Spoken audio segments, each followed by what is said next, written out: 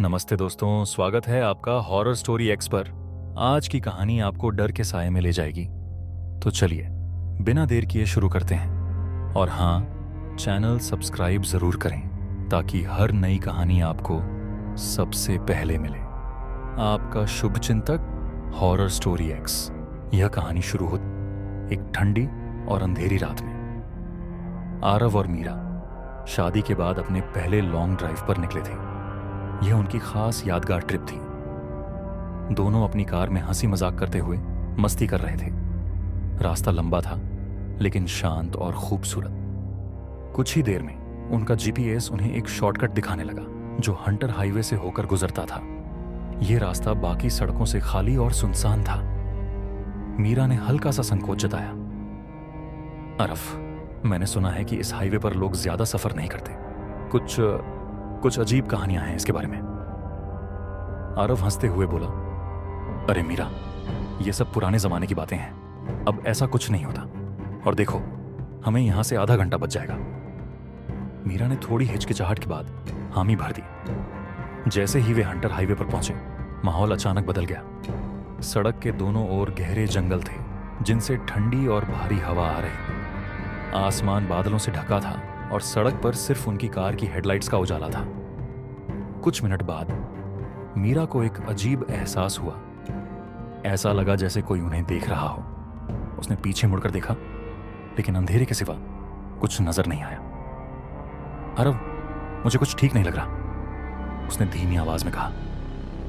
तुम फालतू डर रही हो मीरा, आरव ने हल्की मुस्कान के साथ जवाब दिया। यह सिर्फ तुम्हारी कल्पना है। लेकिन तभी अचानक उनकी कार ने झटका खाया और रुक गई। आरव ने कार को दोबारा स्टार्ट करने की कोशिश की लेकिन इंजन ने कोई जवाब नहीं दिया। मीरा अब सचमुच डरने लगी। आरव, क्या हो रहा है? उसने घबराकर पूछा। शायद बैटरी का कोई मसला है। तुम कार के अंदर रहो, मैं देखता हूं, आरव ने कहा और कार से बाहर उतर गया। बाहर की ठंडी हवा ने आरव को अजीब सा एहसास दिया। उसने बोनट खोलकर इंजन चेक करने की कोशिश की लेकिन कुछ भी गड़बड़ नजर नहीं आ रहा था। जैसे ही वह वापस कार की ओर मुड़ा, उसकी नजर सड़क के किनारे एक पुराने पत्थर पर पड़ी। उस पत्थर पर कुछ लिखा था। स्वागत है हंटर हाईवे में, यह आपकी आखिरी मंजिल हो सकती है।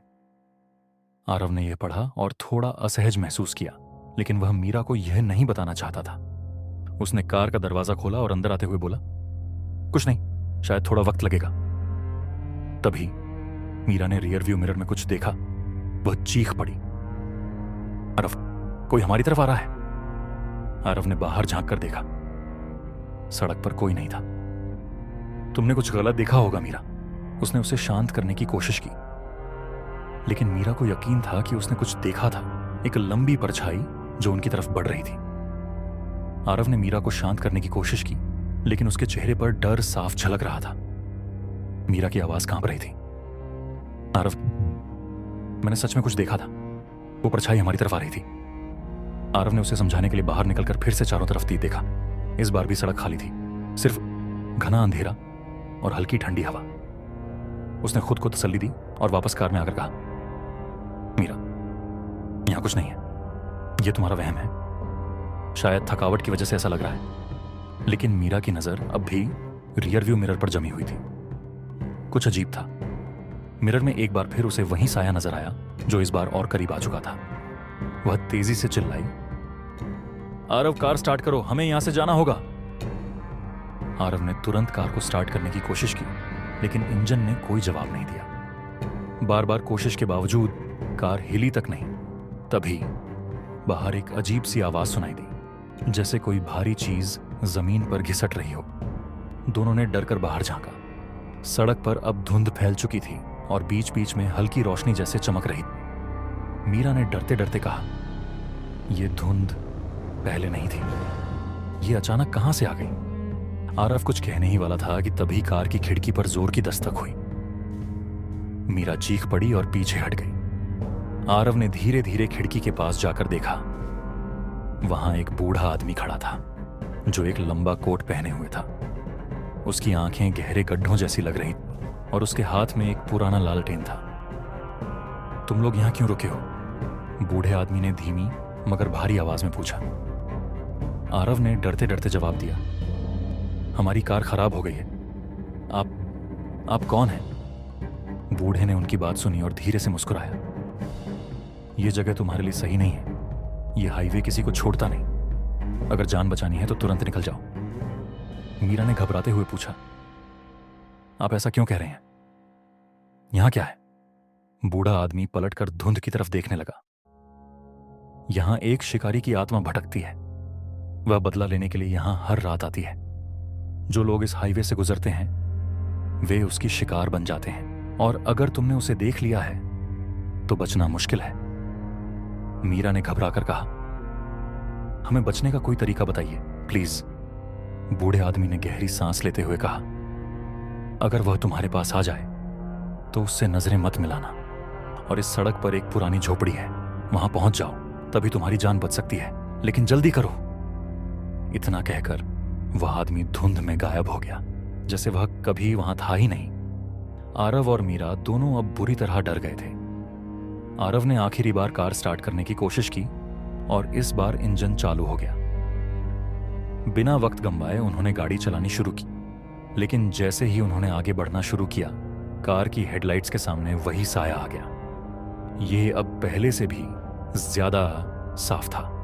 वह एक लंबा, भयानक दिखने वाला शिकारी था, जिसके हाथ में बड़ा सा भाला था। उसकी आंखें आग की तरह जल रही थी। मीरा ने कांपते हुए आरव से कहा, जल्दी करो आरव, इसे कुचलकर आगे बढ़ जाओ। आरव ने गाड़ी की रफ्तार बढ़ा दी, लेकिन शिकारी वहीं खड़ा रहा। जैसे ही उन्होंने उसे टक्कर मारी, कार के शीशे अचानक टूट गए और शिकारी का डरावना चेहरा उनकी आंखों के सामने आ गया। कार के शीशे टूटने के बाद आरव और मीरा बुरी तरह घबरा गए। ऐसा लगा जैसे वह शिकारी उनकी कार के अंदर घुसने की कोशिश कर रहा हो। उसकी जलती हुई आंखें और खौफनाक चेहरा अब और भी करीब था। आरव ने हिम्मत जुटाई और गाड़ी को तेज रफ्तार में आगे बढ़ा दिया। जैसे ही कार शिकारी के पास से गुजरी, वह साया अचानक धुंध में गायब हो गया। मीरा ने कांपते हुए आरव से कहा, क्या वह चला गया? आरव ने बिना पीछे देखे जवाब दिया, मैं नहीं जानता, लेकिन हमें उस बूढ़े आदमी की बात सुननी होगी। हमें उस झोपड़ी तक पहुंचना होगा। सड़क अब और भी खौफनाक हो चुकी थी। चारों तरफ सिर्फ धुंध और अंधकार था। आरव ने कार की रफ्तार बढ़ा दी, लेकिन रास्ता मानो खिंचता ही जा रहा था। मीरा ने अचानक ध्यान दिया कि जीपीएस काम करना बंद कर चुका था। आरव, अब हम रास्ता कैसे ढूंढेंगे? मीरा ने परेशान होकर पूछा। आरव ने गहरी सांस ली और कहा, हमें बस आगे बढ़ते रहना होगा, शायद हमें वह झोपड़ी दिख जाए। जैसे ही वे थोड़ी दूर और बढ़े, उन्हें सड़क के किनारे एक टूटा हुआ बोर्ड नजर आया। उस पर धुंधले अक्षरों में लिखा था, झोपड़ी 2 किलोमीटर आगे, जल्दी करो। मीरा ने राहत की सांस ली। शायद हम बच सकते हैं, बस 2 किलोमीटर और। लेकिन तभी उनकी कार के आसपास अजीब अजीब आवाजें आने लगीं। ऐसा लग रहा था जैसे दर्जनों लोग कार के चारों ओर चल रहे हों। मीरा ने डरते हुए खिड़की के बाहर झांका तो उसे सड़क पर कई परछाइयां चलती हुई नजर आईं। वे सभी झुकी हुई थीं और उनके हाथों में कुछ तेज हथियार थे। आरव, वे हमें घेर रहे हैं, मीरा ने चीख कर कहा। आरव ने डर के बावजूद कार को तेजी से भगाना शुरू किया। हमें उन पर ध्यान नहीं देना चाहिए, हमें झोपड़ी तक पहुंचना होगा। परछाइयां अब कार के बिल्कुल करीब। उनकी खौफनाक आंखें और मुंह से अजीब सी गुर्राने की आवाजें आ रही थीं। अचानक एक परछाई ने कार के बोनट पर छलांग लगाई। आरव ने जोर से ब्रेक मारा, लेकिन कार अनियंत्रित होकर सड़क के किनारे जा गिरी। कार रुक गई। अंदर दोनों बुरी तरह घायल और हाँफ रहे थे।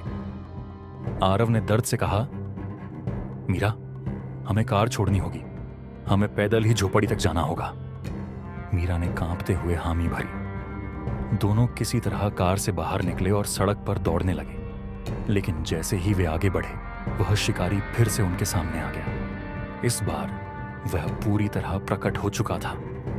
उसके शरीर से खून टपक रहा था और उसके हाथ में बड़ा भाला चमक रहा था। उसकी गूंजती हुई आवाज ने दोनों को जड़ कर दिया। तुम लोग मेरी जमीन पर आए हो, अब तुम्हारी आत्मा मेरी होगी।